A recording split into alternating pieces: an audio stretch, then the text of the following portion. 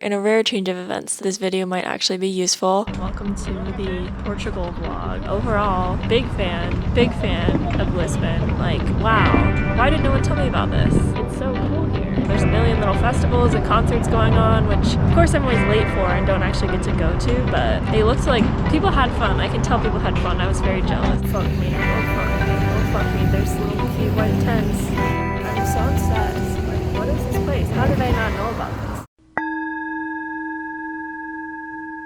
I was in Portugal recently. I had an amazing time. I would like to share that with you today. I was extremely energetic and touristic, doing way too much. We'll be going through the myriad of sites that I took in the 3 days while I was there. Rank them if you are limited for time. I did do this using the Lisbon Card. I'll be doing a comparison of if it was actually worth the money. All right, let's get into it.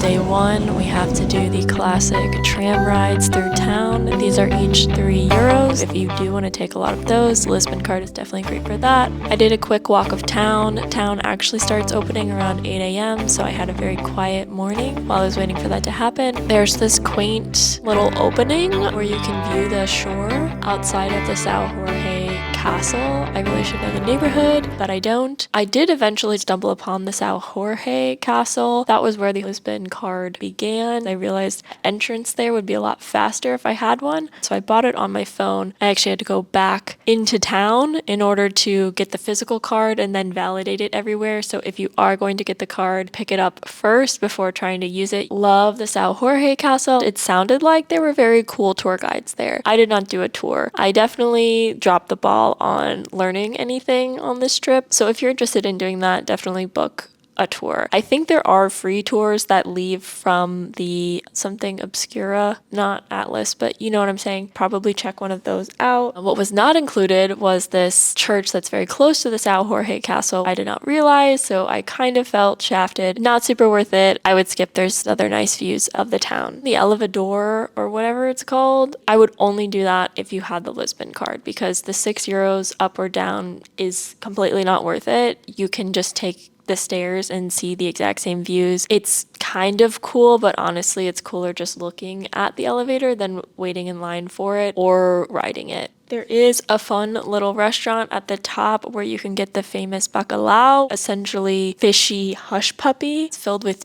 this strong cheese. Can't say I would recommend that either, but when in Lisbon. The next morning, extended breakfast at Deer Breakfast. Super yummy spread, I think for like €20. You get yogurt, a smoothie, a croissant, and egg. Super pro. It's just like the quaintest of the quaint. Love that terracotta shit. Those terracotta walls, they get me every time. Next, the terrible debacle of actually getting to Belém. We're waiting at the Santos? I don't know. Train station on the way to Belém to be ridiculously touristic. We've been in the go mentality. I need to work on that, but maybe we'll do it later. We didn't end up taking the train. Apparently they come from the left side, not the right side, so watched it pass on the bus now instead. Didn't understand that at all. We were targeting the monastery and the Tower of Belém. It turns out that all of Belém is essentially one giant line. There's a huge line for the tower, there's a huge line for the cloisters. Honestly, the tower, it was somewhat skippable. I like the outside, but there's not a whole ton to see inside, and it takes so long because going in between each floor, you have to wait for the people coming and going. The cloisters, those were stunning, absolutely stunning. My favorite thing that I saw there. So if you're going to do one thing, I would do that. And then if you are going to do two things, you might actually consider doing the tower because you can get a joint ticket for that for only €12. The pastéis, I did really enjoy that. There's actually a huge back section. You can order from the classic counter, then wait for your table while you eat your original pastéis. That's what I did. We're back. We're feeling alive again. Just went to Chris Porcini's amazing space called Wheelhouse. Show up just in time, join this Reiki session, get to do the salt cave. It was such a beautiful night. And now I'm very lost, but we're back. Certainly the least touristic thing that I did. A great coincidence. I definitely recommend stopping in for any of the events that they have.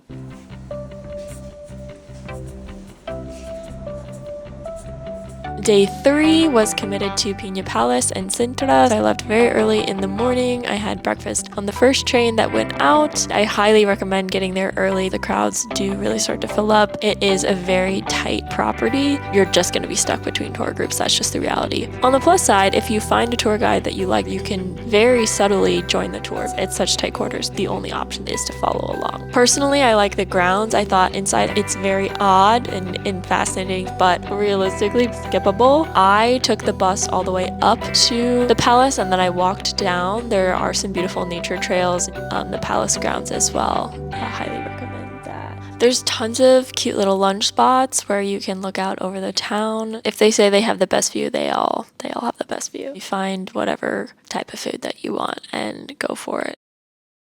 As promised, let's do the numbers. Let's see if it was truly worth it. The Tower of Belém is 6 euros. The Monument of Discovery is 10 euros. The Cloisters Monastery Geronimo is 10 euros. But if you do the tower and the monastery, it's 12 euros. The elevator is $6 each way, so 12 euros total. If you're really into the elevator, you want to keep riding it, the Lisbon Card could be great for that. Public transit, let's say 18 euros is what I would have spent. I did just shoot all over the place. Sintra Palace entry, 20 euros. São Jorge Castle, 10 euros. I spent 82 euros for the 3-day Lisbon Card that included the entry to Sintra Palace. It would have been 89 euros without the Lisbon Card. I mean, it was just barely worth it. So maybe do it. I mean, it's certainly worth not having the hassle of having to have change for public transit, knowing that you can go anywhere you want, especially if you're in a mistake-making mood, as I usually am. That's always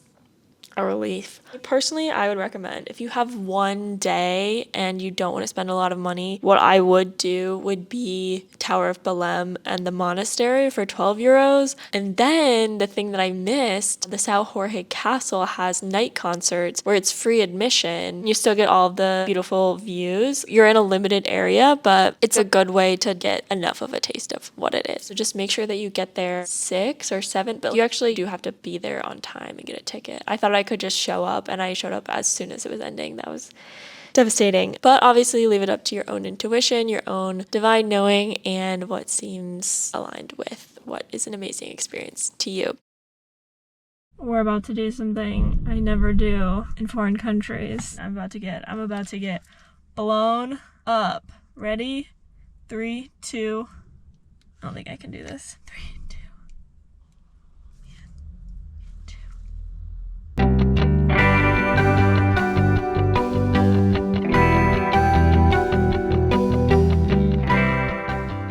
I ended up taking a rental car out to Peniche. Hello, look who got a rental car. She getting crazy. Regret, I should have just picked up the rental car, driven to Sintra, and then driven to Peniche. But alas, we are where we are. Many lessons learned with that rental car. I had a very quiet couple of days in Peniche surfing. I highly recommend the Salty Pelican as far as the community that is there. Everyone was so kind and generous. I didn't particularly like the surf lessons that I got there. I had taken one the previous day at Ponto de Encontro Beach Bar Surf School and Rentals. They were great.